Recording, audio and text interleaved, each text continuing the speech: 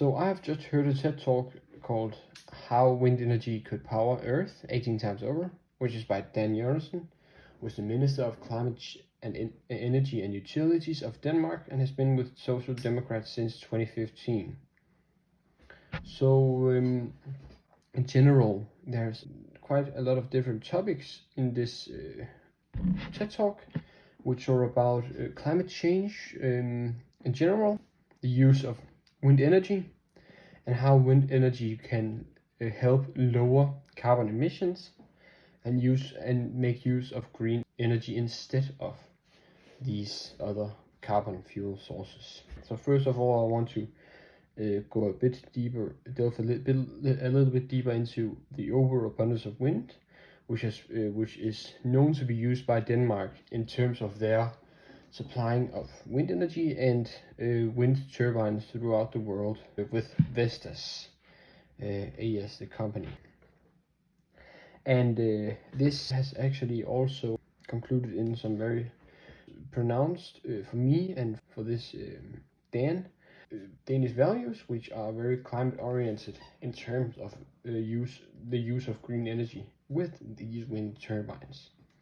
So actually this has all started in the 1970 oil crisis in Denmark, where a local guy had actually invented the wind turbine on his own because of the devastating effects of the oil crisis, both on the Danish economy and the Danish households' ability to make use of these oils and their very huge dependence on low oil prices because of the ineffective use of oils in general.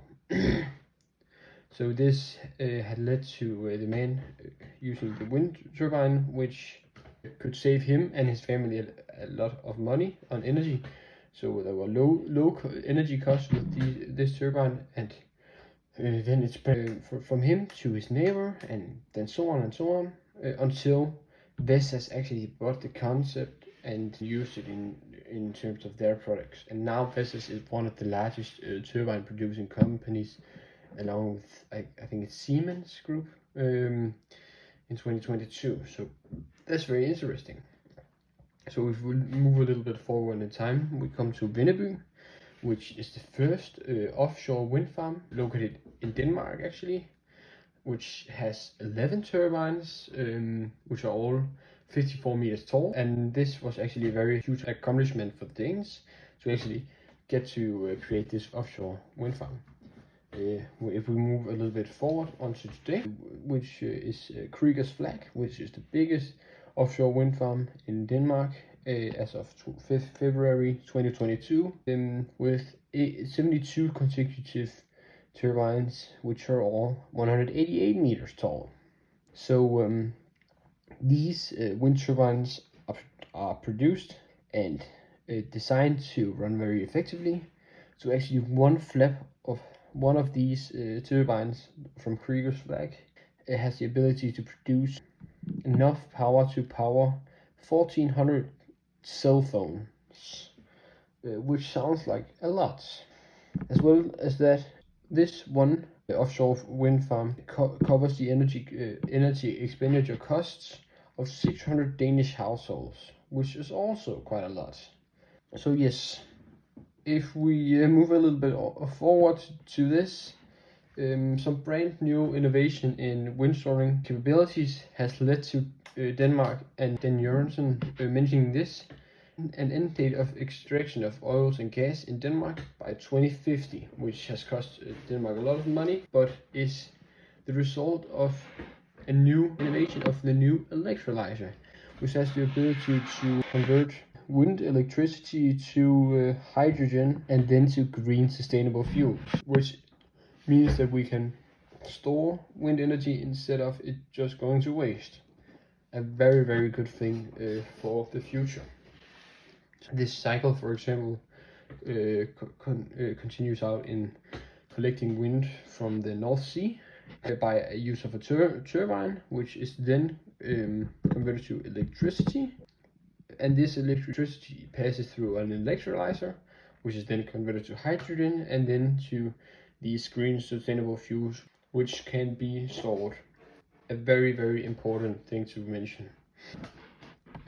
Going a little bit forward, it has resulted in the biggest infrastructure project in Danish history.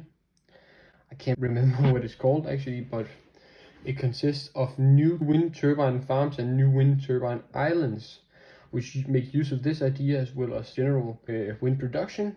And one of these islands covers the size of 64 football fields. And just to set these things in perspective, when these are fully sealed, they are going to be able to generate around 10 gigawatts of electricity, which is quite a lot because it covers easily more than the entire demands of Denmark, which is very much. So it covers the demand of 10 million households. And again, just to put this in perspective, this is just one infrastructure project in Danish history, and it's just from Denmark alone.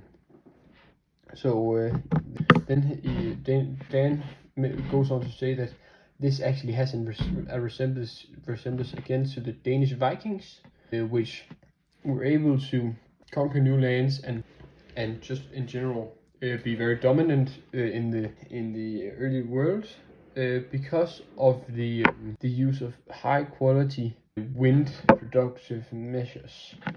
So they made use of very, very good, I think it was silk banners in their ships, which made them able to ride out waves more effectively and actually reach Iceland and later America much earlier, I think around 500 years earlier than Christopher Columbus in the 1600s.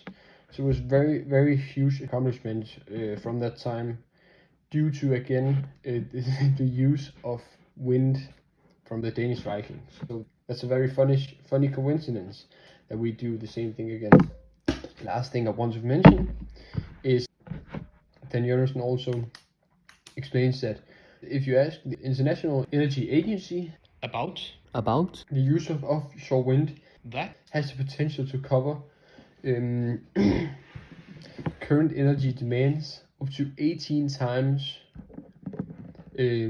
which means that actually if we make more use of turbines, which Denmark promotes, we are able to cover all the current energy demands and a lot more, which means that we actually can help each other prevent overall climate change with good and effective measures and the right steps toward better future together.